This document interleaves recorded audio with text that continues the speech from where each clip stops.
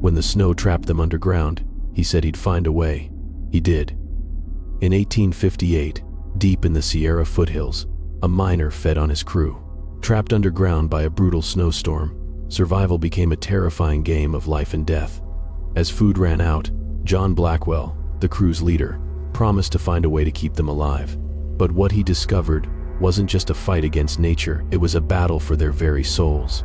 What happens when survival means losing everything that makes you human? This is the shocking story of one man's descent into madness and the horrifying price of survival. The storm came suddenly, violent and unrelenting. One moment, the crew of miners were working deep in the Sierra Foothills, chipping away at the gold veins beneath their feet. The next, snow began to fall thick, fast, and suffocating. It wasn't supposed to be like this. A snowstorm wasn't unusual for the area, but no one had anticipated the avalanche that would block the entrance to the mine, sealing them miles underground. The air was thick with the scent of iron and sweat, mixed with the growing panic of being trapped in the dark. John Blackwell, a seasoned miner and the crew's leader, stepped to the front of the group, his face grim but steady. "Stay calm," he said, his voice the anchor the men needed to cling to in their panic. "We'll wait this out. Help will come soon." The men, too exhausted from the day's work to argue, nodded, though their eyes betrayed their fear. John knew this storm wasn't going to pass quickly. He had seen enough to know how deadly the Sierra storms could be. But there was something else gnawing at him, something in the pit of his stomach that told him they weren't just stuck for a night or two. Days passed, and the situation worsened. The storm was relentless, piling snow higher and higher over the mine entrance. What should have been a temporary inconvenience now felt like a permanent prison. The food rations dwindled. A few cans of beans, a sack of dried meat, some stale bread, nothing enough to feed a crew of 20 men for long. John had instructed them to ration as best they could, but he knew it was only a matter of time before hunger set in. The air, once warm with the heat of their labor, now felt cold. The reality hit when they realized they could no longer hear the wind howling outside. No more digging, no more hammering. The world beyond the mine had been buried under a wall of snow.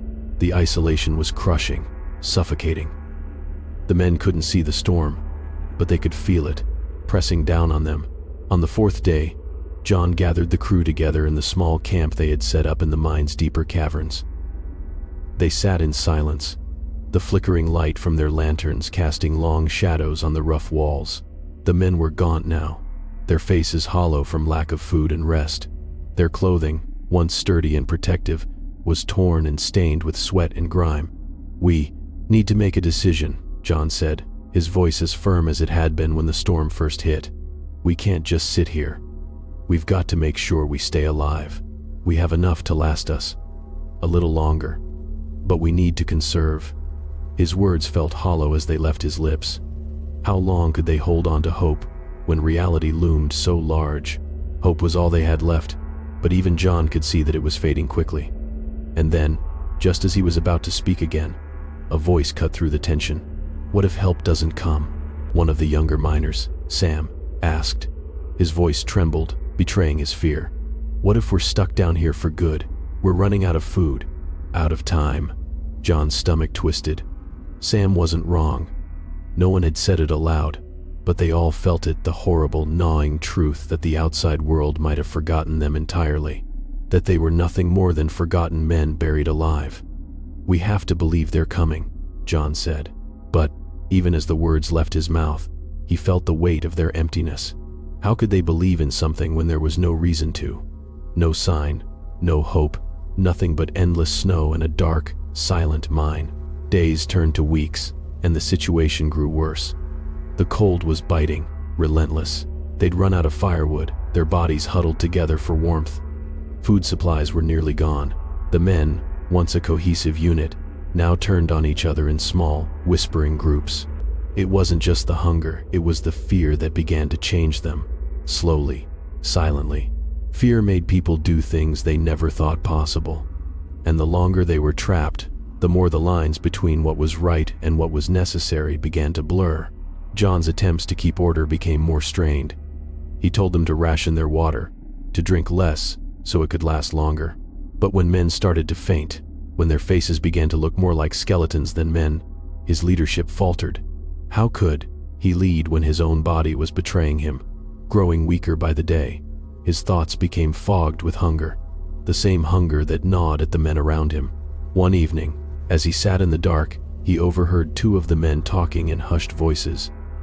Maybe we should eat something. We're gonna starve anyway." The words hit John like a slap. His instincts screamed at him to stop it, to stand up and put an end to the idea before it even started. But something inside him froze.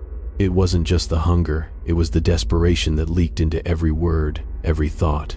They were not talking about surviving anymore, they were talking about something much darker.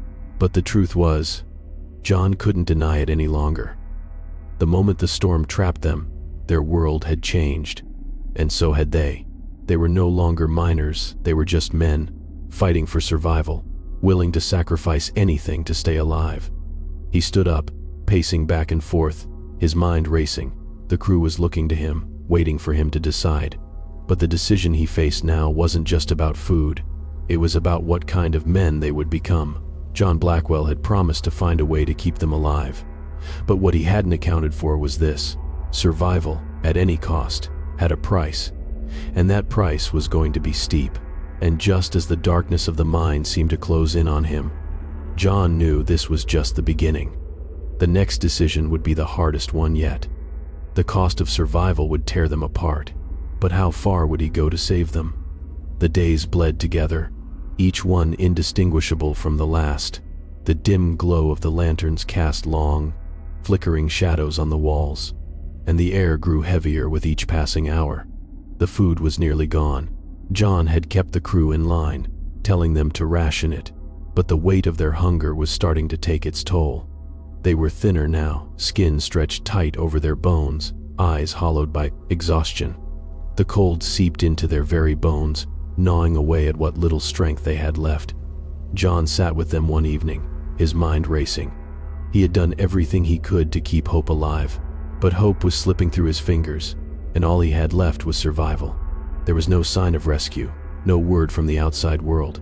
The storm had buried them deep beneath the earth, and the world above seemed a distant memory. "John," Sam's voice broke the silence. "What if no one comes? What if we're really stuck here?" The question had been hanging in the air for days, but now that it was spoken aloud, it cut deeper than any of them had expected. John looked around the room at the faces of the men. They were all listening, their eyes wide with a mixture of fear and desperation. They were no longer just hungry, they were terrified. "We can't think like that," John said, his voice strained. He tried to sound confident, but he could feel the cracks forming. "We'll make it. We just need to hold on a little longer." But his words felt hollow, even to him. He was no longer sure if he could keep them alive. He wasn't sure he could keep himself alive.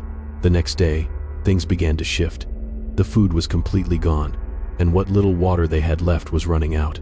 The hunger became unbearable. The men, once united by a common goal, were now scattered by their own instincts. They no longer worked together. They fought for whatever scraps they could find. The unity John had tried so hard to maintain was crumbling, and he couldn't stop it. That night, as they gathered around the dying fire, one of the men, Jacob, stood up. His face was gaunt, eyes feverish with hunger. His voice was low, but it carried a weight none of them could ignore. "We need to do something," he said, his words slow but deliberate. "We can't just keep waiting to die. If we're going to survive, we have to take what we can. We have to do what we can. Need to." John's stomach twisted. He knew exactly what Jacob was implying, and the thought sent a cold chill down his spine. But the men were desperate. They had crossed a line in their minds already. Survival had become an obsession, and in the face of that obsession, morality had become a distant memory. John stood up quickly, his heart pounding. "No," he said, his voice shaking. "We're not doing that. We'll wait. We'll hold on until help comes." But deep down, John knew he was lying. He was lying to himself. There was no help coming. The storm outside wasn't going to clear anytime soon. And as the reality of their situation set in, the hunger gnawing at them became something far more dangerous. It became a monster that could tear them apart. As the night wore on, the whispers grew louder. Men exchanged glances, and their eyes grew darker with the passing hours. Jacob's words had planted a seed, one that began to take root in their minds. John's resistance was beginning to feel futile. They were no longer the men they had been when they first entered the mine. They had become something else, something driven by hunger, by desperation, by instinct. But John still held on. He had to. He couldn't give in to the madness. He was their leader. If he gave up now, if he let them turn on each other, it would all be over. They would lose everything. He couldn't let that happen. He lay awake that night, staring into the darkness. He could hear the soft shuffling of the men, the sound of bones scraping against the cold stone as they shifted in their sleep. But there was something else, something that sent a ripple of dread through him. It was the quiet, the eerie stillness of the mine. The silence that had once been comforting now felt suffocating. And then he heard it. A muffled sound, barely audible at first, but unmistakable once he focused. A scraping sound, a gnawing. John's heart raced.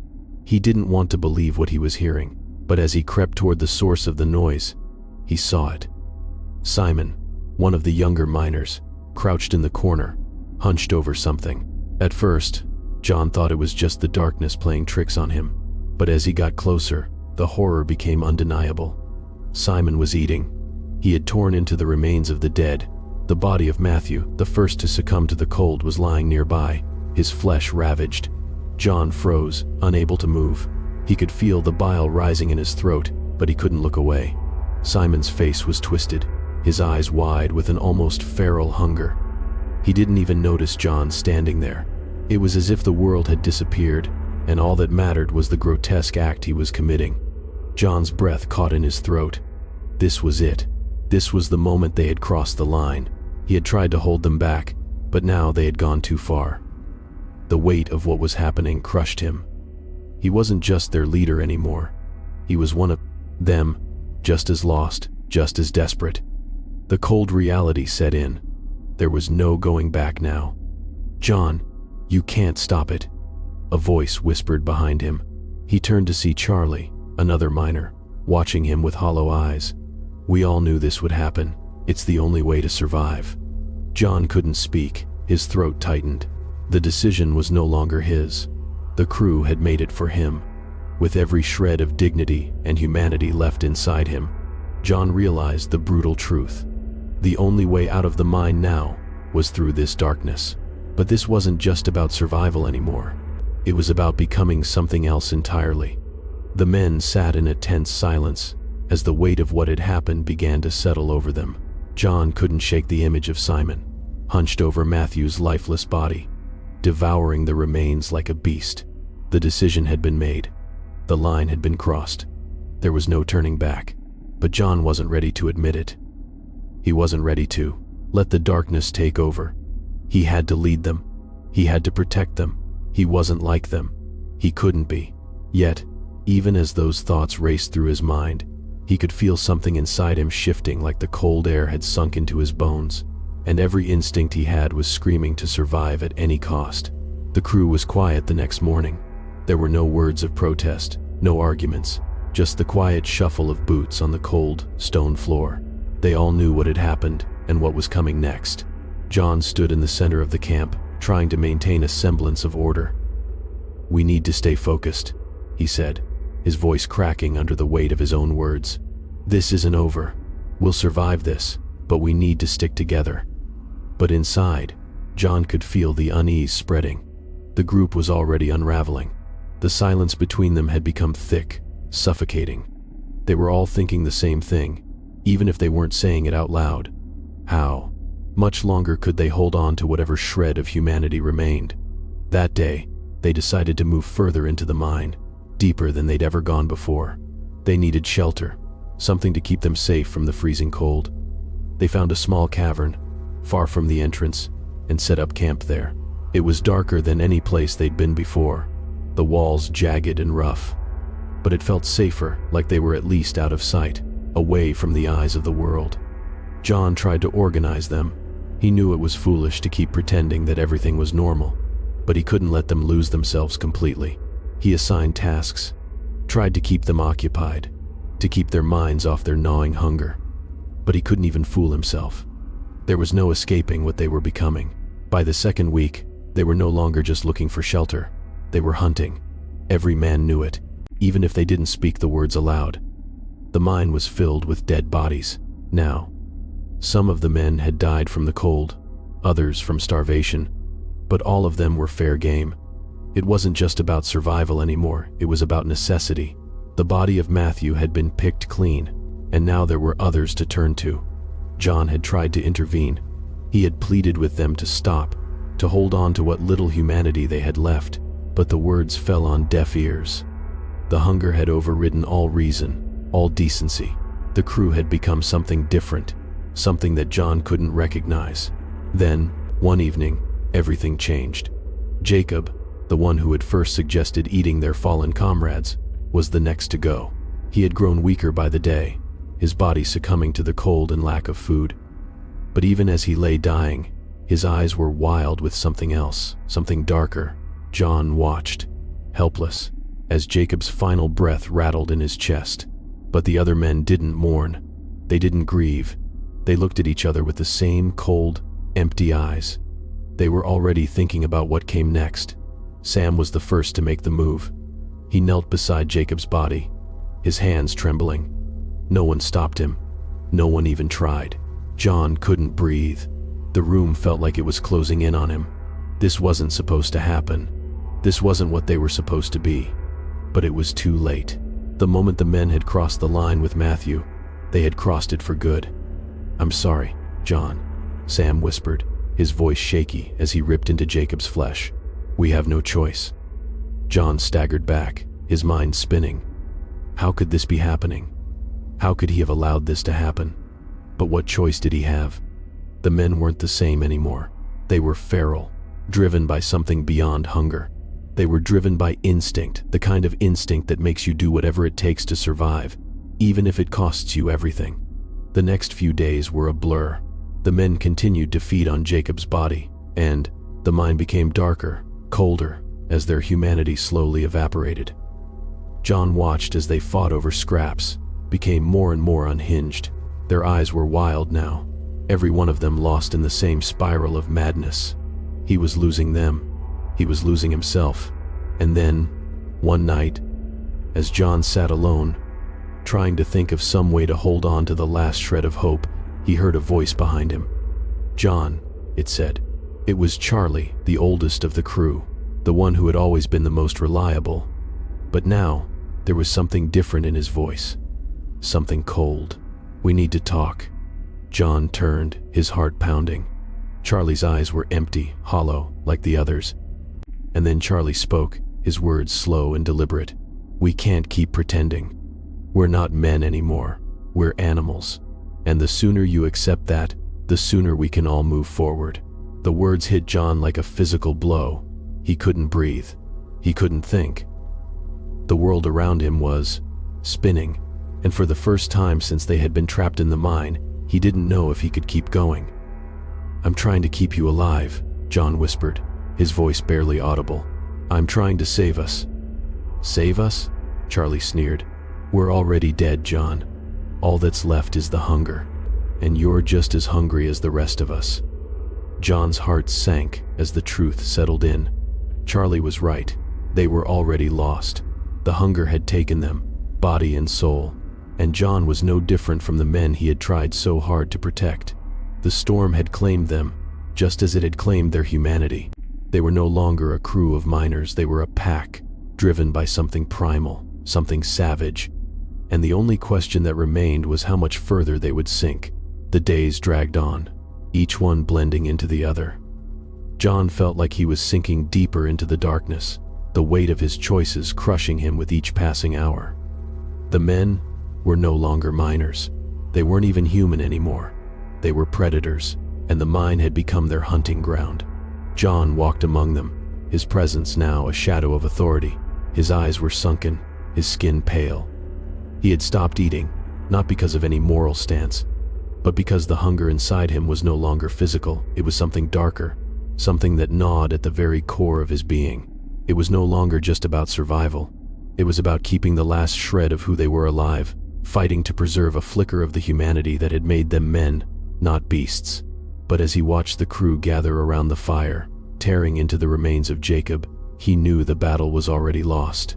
The last fragments of the moral code they had once held dear were gone.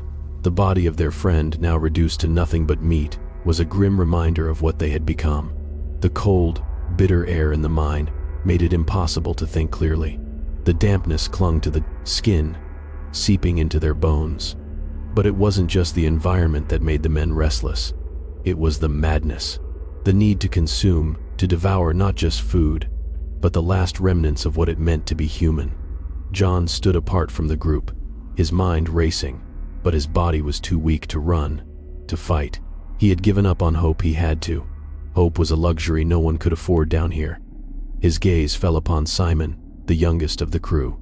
He had been the first to taste human flesh, and now his eyes were wild, almost feral, as if he were already a creature of the dark. He grinned as he tore into Jacob's flesh, not caring that it was his friend he was eating. There was no remorse in his expression, only hunger, a hunger that would never be sated. John could feel it, too, the insatiable need. It was inside him, gnawing at him, just like the hunger inside the others. And then, in a flash, something inside him snapped. He couldn't watch them anymore. He couldn't watch them eat each other like animals. He had to stop this. He had to stop it before it consumed them all. But as he turned to leave, something caught his eye. Charlie, the oldest miner, was standing by the edge of the fire, his face unreadable. The flickering light danced over his weathered features, casting long shadows. He wasn't eating. He wasn't tearing into the flesh like the others. He was just standing there, watching. "Charlie," John called, his voice hoarse. Charlie didn't respond. He just stared at John with those cold, hollow eyes. The kind of eyes that no longer saw a man, they only saw a source of food. John took a step forward, his heart pounding. "Charlie, what are you doing?" For a moment, it seemed like the older man wasn't going to answer. Then, his lips curled into a grin, one that sent a shiver down John's spine. "You think I'm not hungry too?" Charlie's voice was rough, as though speaking required effort. "You think I haven't been watching? Watching what we've become? I see it, John. You're no better than them." John recoiled, his chest tightening. "That's not true. We're still human?" Charlie interrupted, his voice low and dripping with disdain. "There's no humanity left in us, John. We've already crossed that line, and if you haven't noticed, it's too late to turn back." John's mind whirled. His heart raced as Charlie's words sank in. The older man was right. There was no going back now. They had crossed that line when they ate Matthew. They had crossed it the moment they had allowed the hunger to consume them. Charlie stepped closer, his face now only inches away from John's. "You don't have to fight it anymore," he said, his voice barely a whisper. "Let go. Give in." John's fists clenched at his sides, his mind screaming in protest. But Charlie wasn't done. He looked over at the others who had begun eating again, oblivious to the conversation unfolding. "They've already given in," Charlie continued. "They don't care anymore, and neither should you. You can be free, John. You can stop pretending. Just let the hunger take over. Let it all go." John staggered back, his breath coming in short, ragged gasps. He wanted to scream, to tell Charlie to stop, but the words stuck in his throat. The hunger inside him, he could feel it growing stronger, gnawing at him from the inside. Then, Charlie said something that broke through the fog in John's mind. "They're waiting for you, John. They're all waiting. They're waiting for you to finally make the choice." John's chest tightened. The truth slammed into him like a freight train. Charlie was right. They weren't waiting for rescue anymore. They weren't waiting for food. They were waiting for John to make the choice. They were waiting for him to let go of his last shred of humanity. And the worst part? He was about to. The moment stretched on, unbearable. John could feel the pull, the gnawing, the deep, primal urge that told him survival meant giving in. But then, for the briefest moment, he remembered something. He remembered what it had been like to be a man, to lead these men, to have a sense of purpose. He couldn't lose that. He couldn't let this darkness take everything from him. "I can't," John whispered, though the words felt hollow, weak. Charlie's grin widened, and for the first time John saw it, the madness in Charlie's eyes. "Yes, you can," he said softly. "You're already lost." The fire flickered weakly in the corner of the cavern, casting long, trembling shadows across the walls. John could feel the cold seeping deeper into his bones, a constant reminder of how little time they had left. The men had stopped looking at him like a leader. Now, they only saw him as one of them, a man driven by the same hunger, the same need to survive at all costs. He had tried to hold them together, to keep some semblance of hope alive. But there was nothing left to hold on to. The storm had buried them in more ways than one. John could feel it in his chest, that gnawing emptiness that threatened to consume him. He hadn't eaten in days. His body was weak, but his mind was worse. The hunger wasn't just physical anymore. It was something darker, something deeper. It was like a void inside him, spreading, taking over every part of him, every thought. And he knew it wasn't just him, it was them all. They were losing themselves. They were losing the battle for their souls. He could see it in their eyes. The madness had taken hold. Simon, the youngest, was the first to crack fully. He had been the first to taste human flesh, and now he was a shadow of the boy who had entered the mine. His eyes were wild, his movements jerky and erratic. He sat in the corner of the cavern, muttering to himself, rocking back and forth. His face was streaked with dirt, his clothes torn. He hadn't slept in days, his mind too far gone to find rest. The hunger had warped him, turned him into something unrecognizable. John tried to reach out to him, to speak to him, but Simon just looked through him, his eyes vacant. "We're all gonna be eaten alive, John," he whispered, his voice thick with delirium. "All of us. They're already here."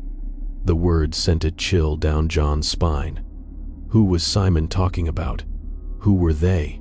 John tried to shake it off, but something in his gut told him Simon wasn't speaking nonsense. He could feel it, the presence in the dark, the thing that was lurking just out of sight, feeding on them from the inside. The men had begun to gather again, hunched over, eyes darting to the fire, their faces gaunt and sickly. But this time, the air felt different. It wasn't just hunger, it was madness. "John," Charlie called from the fire. His voice was hoarse, raw. "They know what we've done. They're waiting for us to break." John turned slowly, his heart pounding. Charlie's eyes were wide, unblinking, as if he had seen something no one else could. He was sitting alone, his hands clutching his knees tightly. The other men seemed unaware, lost in their own hallucinations, their own desperation. But Charlie was staring at something beyond the fire, beyond the walls. His gaze seemed to pierce through the darkness. "They're watching us," Charlie said, his voice almost a whisper. "They know, the ones we've eaten, the ones we killed." John felt his throat tighten. "What are you talking about?" he demanded, though his voice lacked conviction. "There's no one else here. We're alone." But Charlie didn't answer. His eyes never left the shadows, his body trembling with fear. John could see the cold sweat running down his face, his lips trembling as though he were on the edge of some terrible revelation. And then, the air shifted. The shadows seemed to stretch, to pulse, as though something was moving just out of reach, something waiting, something watching. John's mind raced. Was it the hunger, the madness, or was it something else, something darker? He took a step toward Charlie, but before he could speak, there was a loud crash, a sound like the shattering of stone. The men froze, their eyes snapping to the source of the noise. John's heart skipped a beat. From the far end of the cavern, the faintest hint of movement caught his eye. It was quick, too quick. A shadow darting in and out of the corner of his vision, but it was enough to make his blood run cold. John turned sharply, his breath shallow, his mind racing. "Who's there?" he called out, his voice echoing off the walls. But there was no answer, only the eerie silence that followed. The men stood now, the air thick with the tension of something unseen, something waiting to pounce. They were all looking in the same direction, their bodies stiff with fear. And then Simon laughed. It was a low, guttural sound that seemed to come from deep within his chest, as though the sound itself had taken root inside him. He stood up suddenly, his body jerking like a marionette on strings, his head snapping to the side, "They're here," Simon whispered, his voice no longer his own. "They've always been here, watching us." John's blood ran cold as Simon's eyes locked onto his. The boy's pupils were dilated, his face twisted in a smile that wasn't a smile at all. "We're all dead, John. It's too late for us." John took a step back, his chest tightening with the growing sense of dread. "Simon, stop it," he said, his voice shaking. "We need to stay together. We need to survive." But Simon didn't hear him. He was already walking toward the shadows, his footsteps slow, deliberate. The other men were watching him, their eyes empty. No one moved to stop him. No one tried to pull him back. John's heart pounded in his chest as he reached out. "No," he shouted, but it was too late. Simon disappeared into the darkness, swallowed whole by the mine. For a moment, there was nothing but silence. Then, a scream, a blood-curdling, gut-wrenching scream that echoed through the cavern, sending a shiver down John's spine. It was Simon's voice, but it was different now, distorted, twisted. Something was happening to him out there. Something that John couldn't explain. Something he didn't want to explain. The men stood motionless, staring into the dark. They didn't move. They didn't speak. And John realized then, they had already given up. They weren't just surviving anymore. They had become the monsters. "Simon," John whispered, his voice trembling with fear. But the scream was fading now, lost in the distance. John didn't wait. He couldn't wait. He ran into the darkness after Simon, but the shadows swallowed him whole. Every step felt like a lifetime. Every breath felt like it could be his last. When he found Simon, he was on his knees, his hands clutching his head, his eyes wide with terror. His body was trembling uncontrollably, his skin slick with sweat. But it wasn't Simon anymore. It was something else, something not human. "You're too late," Simon whispered, his voice hoarse. "They're here. They're all here. We never stood a chance." John could barely comprehend the words. His mind was reeling from the horror of it all. The hunger, the madness. It was no longer just a survival instinct. It was something else entirely. He couldn't save them anymore. They had crossed the line. And now, they were all doomed. The mine had grown quieter in the days since Simon's disappearance. The men no longer whispered about the dark things they had seen. They didn't speak about the hunger or the things they had done. The weight of their actions had settled into their bones, and it was as if the mine itself had swallowed them whole. John hadn't eaten in days. His mind felt like it was dissolving into the cold, damp stone around him. The hunger gnawed at him from the inside, but it wasn't just his body that was aching anymore. It was something deeper, a part of him. Something he couldn't name was breaking. The men had become like ghosts, their faces hollow, their eyes distant. They had stopped looking at John with any respect.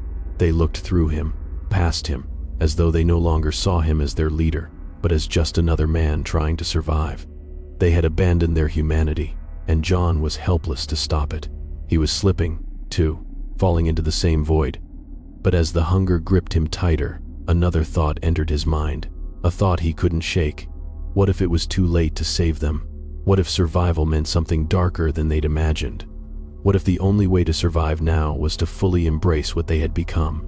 John stood at the edge of the cavern, staring into the darkness. The shadows pressed in on him like a living thing. He could hear the other men moving behind him, though they said nothing. They didn't need to. They were waiting for him to make the final choice. It was inevitable, wasn't it? This had always been where they were headed. From the moment the storm had trapped them, from the moment the food had run out, they had been on a one-way path toward this. Survival. At any cost. "I can't keep pretending," John whispered to himself. His voice echoed off the cavern walls. He could feel it in his chest, this heavy, suffocating truth. There was no way out, no way back. The men were already gone. They had already given in to the hunger, the madness, the primal instincts that had taken hold of them. He was the last one holding on to something that wasn't real. His refusal to embrace what they had become was the only thing keeping him from joining them. But it was too much. The weight of it was unbearable. John turned toward the group, his eyes scanning the men who were no longer men.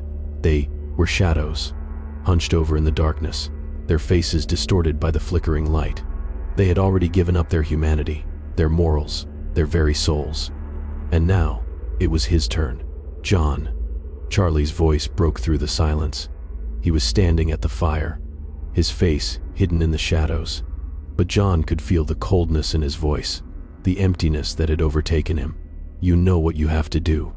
John shook his head, trying to push the thought away. But Charlie's words were like poison, seeping into his mind.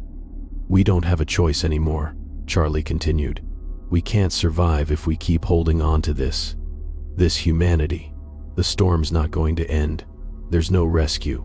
We're already dead, John. We've already crossed the line." John's heart pounded. He was losing control. The darkness was closing in.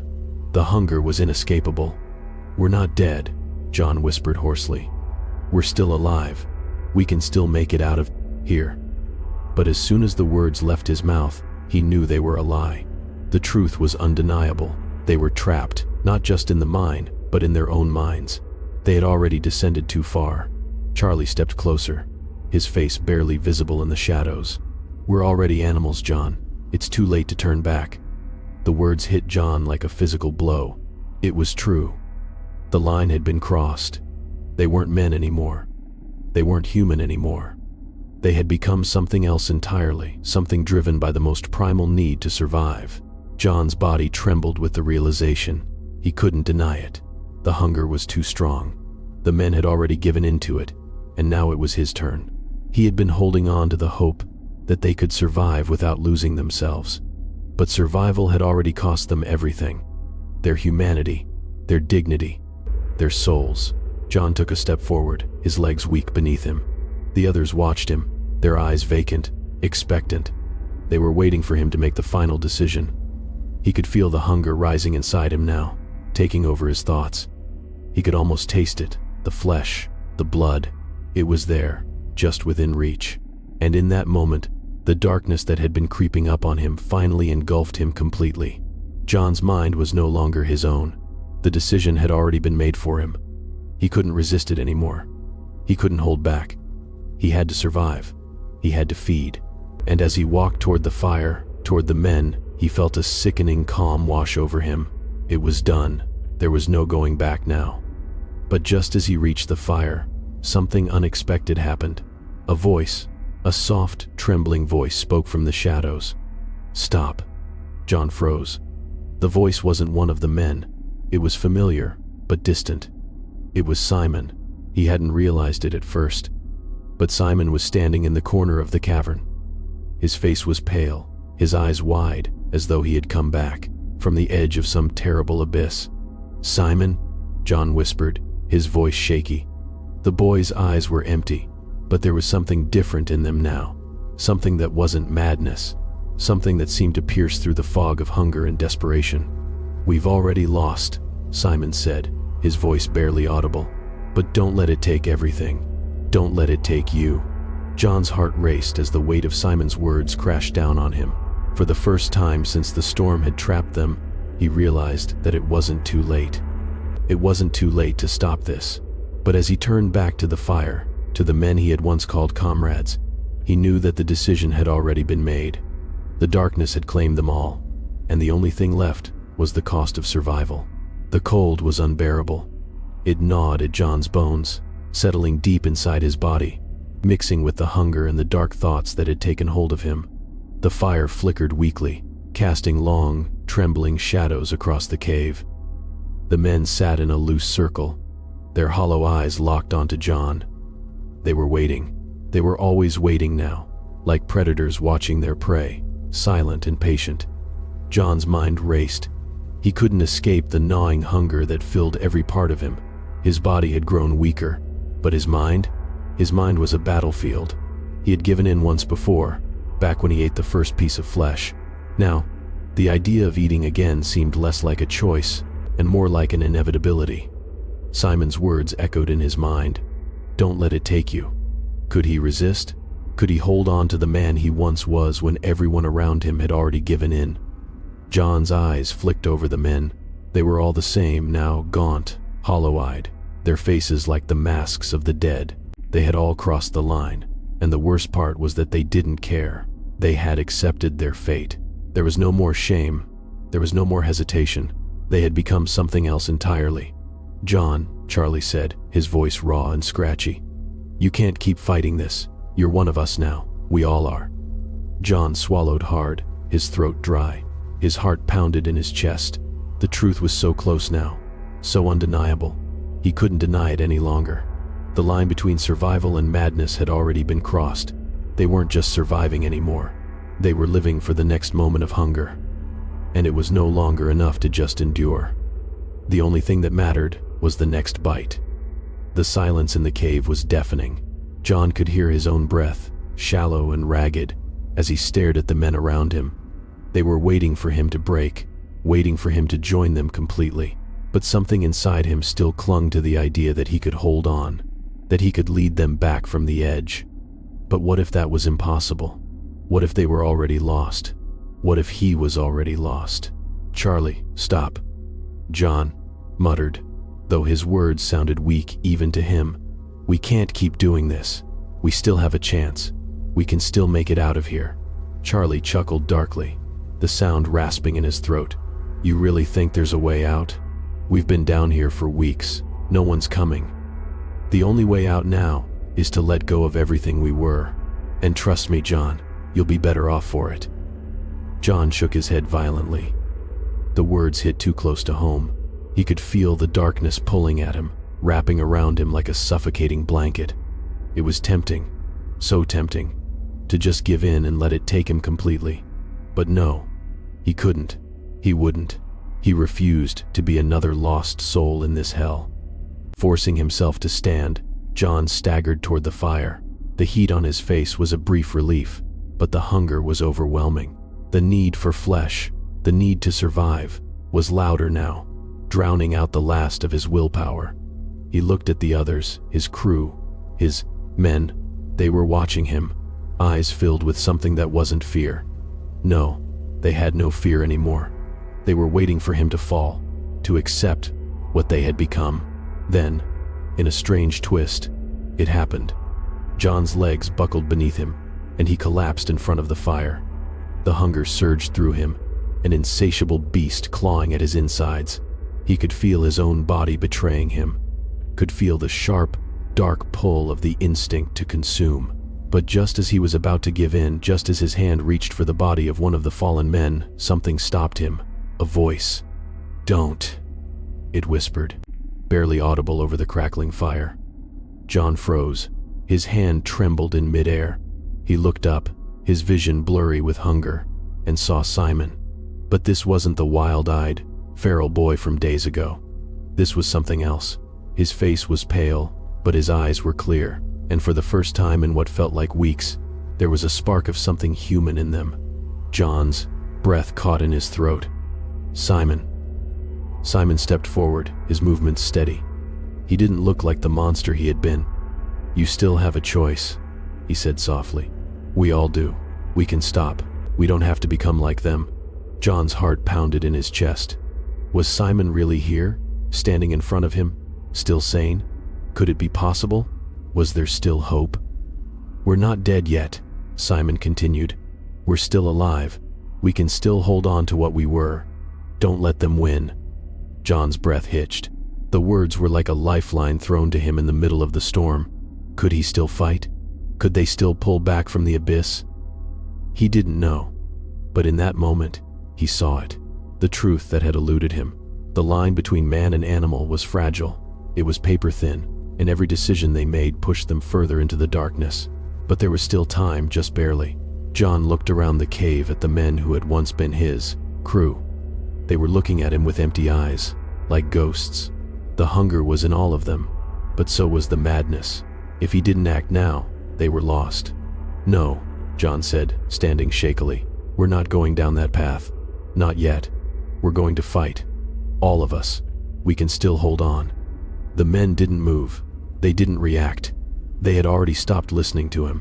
But that didn't matter. He wasn't doing this for them. He was doing it for himself. For Simon. For the last shred of humanity that was left. As he turned toward the entrance of the mine, Simon at his side, John knew one thing for sure. Survival wasn't just about eating. It wasn't about fighting for food or for life. It was about holding on to who you were, no matter how much it cost. But just as they moved toward the narrow passageway that led deeper into the mine, something shifted behind them. The shadows shifted. The men rose from their place around the fire, eyes blank, filled with hunger and rage. They weren't going to let them leave. And that was when John realized he had made a choice. But the battle wasn't over. Not yet. Not by a long shot. John's legs felt like they were made of stone, each step a struggle. Simon was right beside him, but the silence between them was deafening.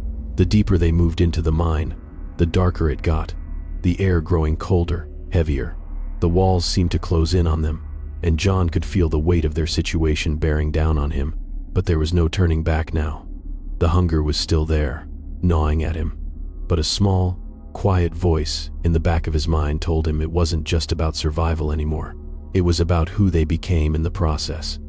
As they trudged forward, John realized that the decision had already been made for them. Survival had ceased to be just a physical struggle. It had become a spiritual war, a battle for their souls. How much of themselves could they lose before there was nothing left?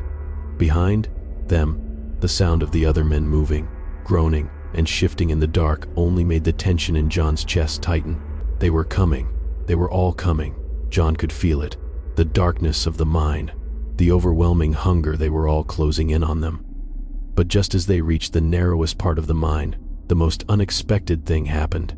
Simon stumbled, his foot catching on a loose rock. The sound echoed in the darkness, and suddenly, the oppressive silence shattered. John whipped around, instinctively pulling Simon back toward him, but it wasn't just Simon who had tripped. Behind them, there was movement fast, too fast for anyone to react.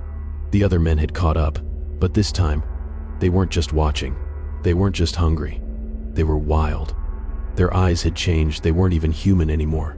They were animals, driven by nothing but the need to consume, to devour, to survive. A low growl broke the silence, and John turned just in time to see one of the men, Mac, who had once been the most level-headed of the group, lunge at them, his hands outstretched, fingers twitching as if he could already taste their flesh. John's breath hitched, and in that split second, he knew. It was too late. The men were gone. The hunger had overtaken them completely, and there was no saving them now, no way to hold on to what they had been. Simon shoved him out of the way, scrambling to pull away from Mac's grasp. But in that moment, as chaos broke loose behind him, John saw something that made his heart stop. Charlie, the one who had been the first to say they should give in, was standing still. His eyes, once hollow, were now sharp, almost clear. He wasn't moving toward them. He wasn't chasing them like the others. No, Charlie had a different look in his eyes, like he was waiting for something, waiting for the moment to strike. And then John saw it. Charlie was no longer looking at him. He wasn't looking at Simon. His eyes were fixed on the only thing that mattered now, Mac, who was still trying to claw at Simon. John's mind raced. Could Charlie have known? Could he have been playing the game all along? But it was too late. As John stepped forward to intervene, Charlie acted.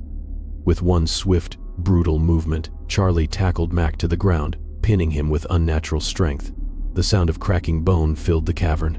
It wasn't just hunger that drove Charlie now. It was rage, pure and raw. And that final break from man to monster had happened for Charlie just as much as it had for the others. In the chaos, Simon managed to get a few steps away, but John felt himself frozen, unable to move.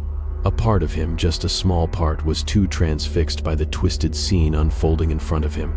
The others were still tearing into the bodies of their fallen, their own hunger drowning out any semblance of reason. John. Simon gasped, his voice frantic as he tugged at John's arm. We have to go. Now. John didn't hesitate this time. He couldn't. He had lost the ability to think through it all. Survival wasn't just a matter of running, it was about getting away before they were consumed. Before they, too, became just another meal for the madness. But as they stumbled down the narrow passage, the full truth struck John harder than any blow. It wasn't just the hunger they had to fear. It wasn't just their twisted minds or the instinct to survive at all costs. It was the price of survival, the price they paid when they let the darkness take over. There was no escape from that. No matter where they ran, no matter how far they tried to go, the hunger would always follow. It had already consumed them, body and soul. And the worst part? They didn't even realize it.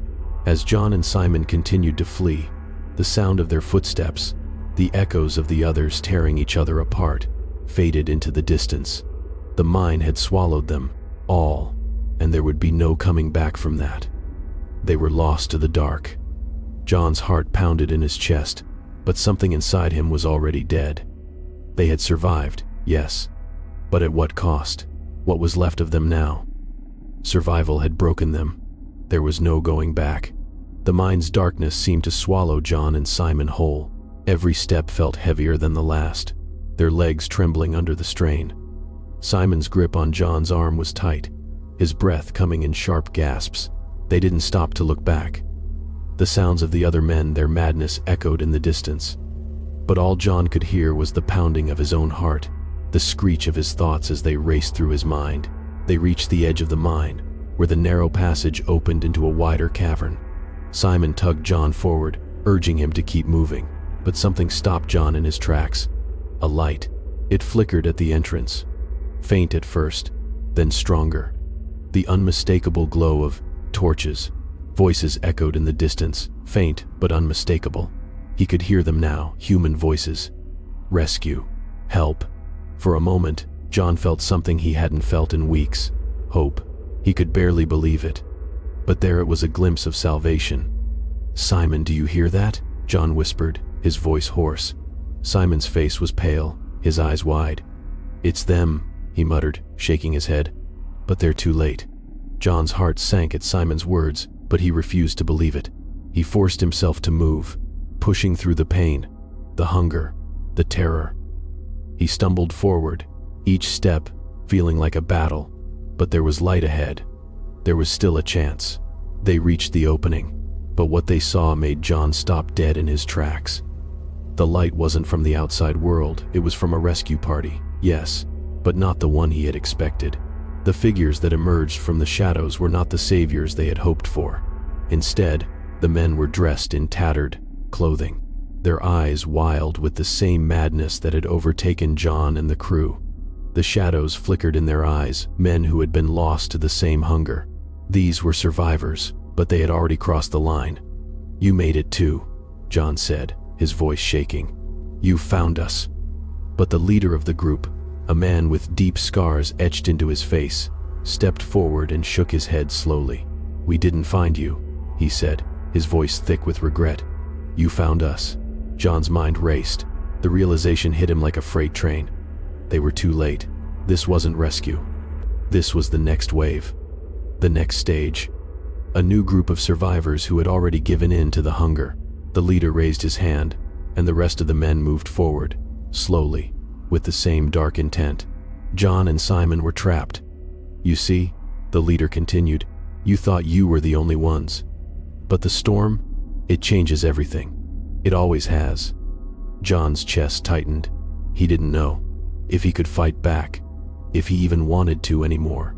The hunger was rising again, unbearable, and in the men before him, he saw himself reflected, a man who had lost everything, who had been consumed by the need to survive.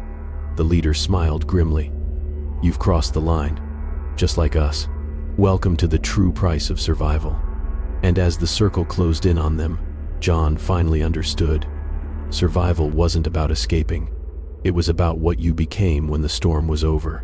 They had all lost their humanity, and now, the only thing left was to feed. John's vision blurred, his body trembling, as the men from the rescue party closed in. He could hear the faint echo of Simon's breathing beside him, but it felt miles away. The madness in their eyes mirrored the same hunger that had taken root in John's own soul. The realization came crashing down. There was no escape, no redemption. The hunger had claimed them all. The leader of the rescue group stepped closer, his face twisted into a grin that sent a chill down John's spine. "You thought you were different?" he said, his voice dark and knowing. "That you could survive without becoming one of us. but you're already lost." John opened his mouth to speak, but the words caught in his throat. The hunger, no. The madness was too overwhelming. It was all-consuming. In that moment, he wasn't sure if he was speaking to the leader or to the voice inside his own head. The leader raised his hand, signaling the others. "Let them see," he said, his eyes gleaming with something dark and ancient. And just as quickly, the men moved aside, revealing a large bundle wrapped in cloth. John's heart skipped a beat as the cloth was pulled back, revealing the remains of the men who had once been part of his crew. The men he had known, the men he had led. Their bodies were twisted, mutilated, but not by the storm. They had been eaten, consumed by the very hunger that had ravaged John and Simon. "This is the price of survival," the leader whispered, his voice almost a caress. "And you will pay it just like they did." John's breath caught in his chest. The bodies weren't just corpses, they were symbols of what he had feared, what he had become, the very thing he had fought against. "How?" John rasped, his voice trembling. "How could you?" The leader's smile widened. "You think we didn't try? You think we didn't fight it? The storm takes everything, John. The hunger takes everything. The world outside is gone. This is all that's left." And then, the most terrifying realization struck. The storm had never just been a weather phenomenon. It was a reckoning, a cleansing. The storm had broken the world outside, and it had broken the men trapped within it. There was no rescue, no return to the way things were. John's knees buckled, and he collapsed to the cold stone floor. His mind reeled. The hunger had consumed everything. The men, the world, even hope itself. "We're the last ones left," the leader said softly, stepping closer to John. "We are the final survivors, and we'll live forever, as long as we feed." But even as the words left the leader's lips, something inside John snapped. He could feel the remnants of his humanity flickering, weak, but still there. It wasn't too late. He wasn't ready to give up. Not yet. He stood, his hands trembling, and took a step back. He could feel Simon's eyes on him, but he didn't dare look at him. He couldn't look at anyone. He was done with survival. He was done with the hunger.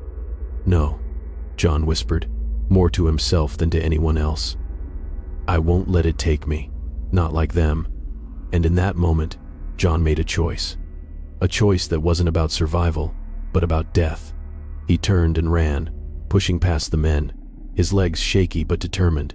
His mind was consumed with one thing now: freedom. Not from the hunger, but from the nightmare they had become. The leader called after him, but John didn't stop. He ran as fast as his body would allow, desperate for a way out. He didn't know if he was running toward life or death, but it didn't matter. What mattered was that, for the first time in weeks, he was running toward something that wasn't the hunger. He reached the mouth of the mine, the snow outside cutting through the cold air. The storm had passed, but the world beyond was forever changed. There was nothing left. John stopped at the threshold, staring into the vast emptiness of the Sierra Foothills. He didn't know what lay ahead. He didn't know if there was any life left beyond the mine. But he knew this much: he wasn't going to become them.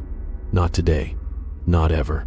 And as the storm howled behind him, John stepped into the unknown, leaving the shadows of the mine and the madness behind.